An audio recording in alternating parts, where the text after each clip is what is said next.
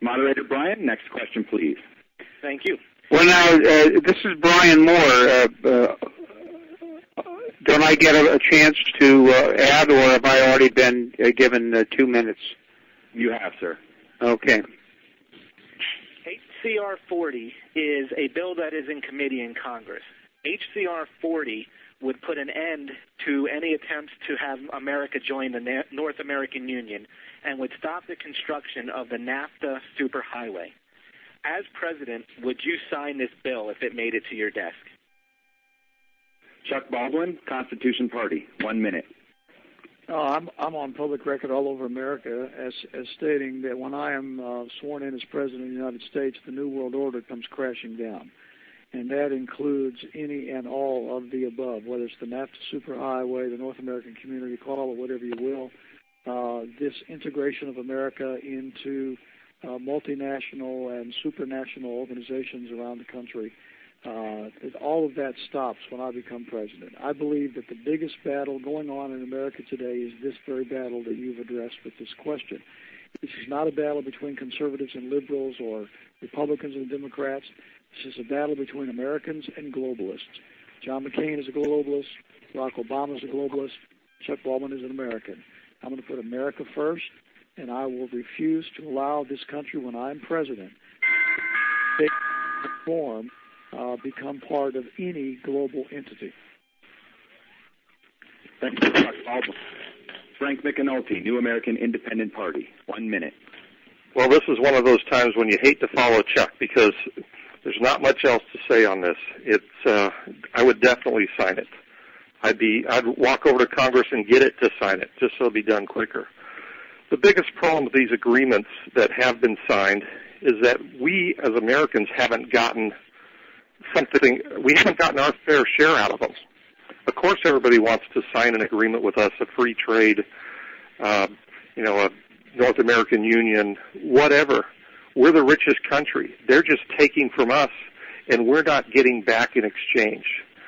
That's been the biggest problem with these agreements that have happened so far, is that we've given up so much, but we haven't done anything to get what we should for our own American people. And that's just wrong, and it would stop in my opinion. Thank you. Thank you, Frank McAnulty. Charles J., Boston Tea Party. Well, I'm going to jump on board with the previous two gentlemen, and I guess I'll augment it. Listen, I've heard Ron Paul say, what do we need all these free trade agreements for? Let's just trade freely. What these agreements do is that essentially they require us to defer to other countries in the shaping and influencing of our trade policy.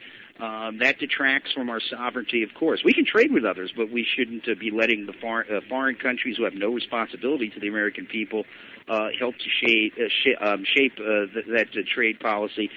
Congress is authorized to regulate and manage international trade affairs, and we don't need unelected bodies coming in and influencing that. Thank you, Charles J. Brian Moore, Socialist Party, 1 minute. Well, I wouldn't sign the agreement, but I would do it for another reason, and that is that I really think that the free market has collapsed, and capitalism has proven its failure, whether it be nationally or internationally or free market or fair market. The fact that the private sector has operated under the guise of greed and self-interest and made decisions from the top down at the expense of the common good. So I would advocate a nationalization of for-profit corporations and demand the immediate withdrawal of the United States from NAFTA and CAFTA and World Trade Organization and all other similar agreements. Thank you, Brian Moore. Jonathan Allen, Independent, 2 minutes. Yeah, well, I got my graduate degree in international business from Thunderbird, and I've been well trained in the world of international trade, the whole theory behind free trade and globalism and all that. And while there are obvious economic advantages and real opportunities for multinationals, it doesn't work well for social policy. And the reality is right now that America has some very huge issues, not only economically, but the whole question here that's being raised is that of a sovereignty threat. And I think right now anything that gets bigger and bigger is more mismanaged as a general rule. In the business world, we see this, where the left hand doesn't know what the right hand's doing. And so I would sign that bill. I don't know the details of it exactly, but in general, yes, I would be against any kind of loss of American sovereignty and losing ourselves in some kind of a North American Union. Thank you, Jonathan Allen. Brian Moore, Socialist Party. 1 minute. Now, is this with regard to the same question or what? Yes, sir. This is your opportunity to enhance or rebut. Well, I think I've said my piece. Thank you, sir. I didn't know that I had a rebuttal there. I'm sorry. This is Jonathan speaking. Yes, you did. You were at the end of the chain, so you had a full 2 minutes instead. It just rotates around. I'm finding these, it's a little bit confusing here. I apologize, gentlemen. We're trying to format. Maybe it wasn't as hot as we thought, but we're going to stick with it for tonight. Thank you. Charles J., Boston Tea Party, 1 minute. Well, while we're on the subject of sovereignty, let me just add that we need to get out of international organizations like the United Nations as well, and I think there are probably a couple of people on this panel that would agree with me, and they're upcoming. Thank you, Charles J. Frank McAnulty, New American Independent Party, 1 minute. I think, as a further to this, any law that's going to be passed in this country, there needs the first question that needs to be asked about that law is it good for America? And by that I mean, is it good for America as a whole, not for a special interest group, not for a specific industry, not for a specific political party, not for a specific politician's reelection, but good for America as a whole.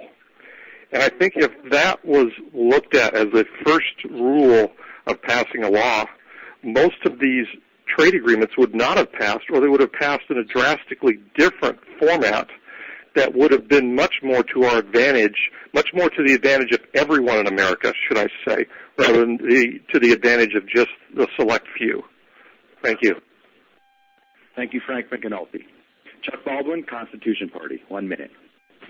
Right. Well, once again, I think my position is really crystal clear out there. I've gone all over America stating that I think that we are definitely on the wrong course when it comes to these free trade deals and the entanglement with foreign governments at every level. I just think that we've got to put America first again. We've got to declare our independence again. If we continue along the path that we've now chosen, it will not be very long, and our sovereignty, our national independence will have totally been lost, and we will never be able to reclaim the birthright that we've enjoyed as Americans. Thank you, Chuck Baldwin. Brian Seaman, moderator, the floor is yours. Thank you. One more time, gentlemen, what we're going to do is ask a question. Everybody will get 1 minute except for the last person. He'll get a full 2 minutes, and then we'll go back down in reverse order to give you another minute to respond if you so desire. So that is the format, and we're sorry if there's any confusion with that.